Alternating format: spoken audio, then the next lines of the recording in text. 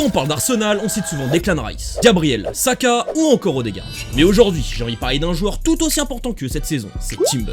À chaque fois que je le vois jouer, il me choque et pourtant personne n'en parle. Alors on va s'occuper de ça. Jurien est né à Utrecht, aux Pays-Bas, avec son frère jumeau Quinten, qui est d'ailleurs très bon aussi. Il m'avait choqué la saison passée lors d'un Benfica Feyenoord, mais lui est un milieu de terrain. Et on va pas aller plus loin. Revenons à Jurien. Formé d'abord au Feyenoord avant de rejoindre l'Ajax, le grand rival en 2014 pour terminer sa formation, c'est lors de la saison 2021-2022 qu'il s'impose comme un titulaire indiscutable, mais dans un rôle bien plus différent de ce qu'on connaît maintenant. À voir Arsenal, il jouait toujours en tant que défenseur central, même s'il dépannait de temps en temps sur les côtés. Et ça malgré sa petite taille pour son poste, il fait 1m79 seulement, là où la plupart des défenseurs font 1m85 minimum. Ce qui explique en partie qu'il a dû faire 3 saisons complètes avant de partir dans un top club. Et c'est pour la saison 2023-2024 qu'il signe à Arsenal. Et ses débuts sont cauchemardesques. Dès son premier match de championnat, il se blesse au ligament croisé, et donc fin de saison pour lui.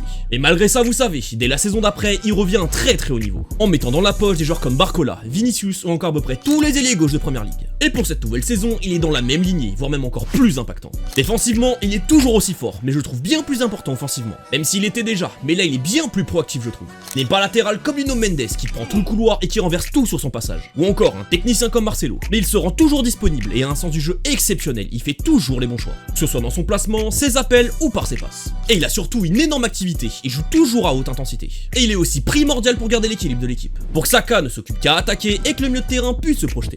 Il est pour moi le symbole parfait de Arsenal, qui est une équipe avant tout défensive, comme lui qui était un défenseur central à la base, mais qui est aussi très méthodique offensivement, calme, intense, intelligent et prêt à piquer quand il le faut. Personnellement, je le mets dans le top 3 des meilleurs latéraux droits au monde, et peut-être même deuxième, j'hésite avec Leimer. Et bref, dites-moi en commentaire ce que vous pensez de Timber. De like et de vous abonner pour plus de vidéos foot.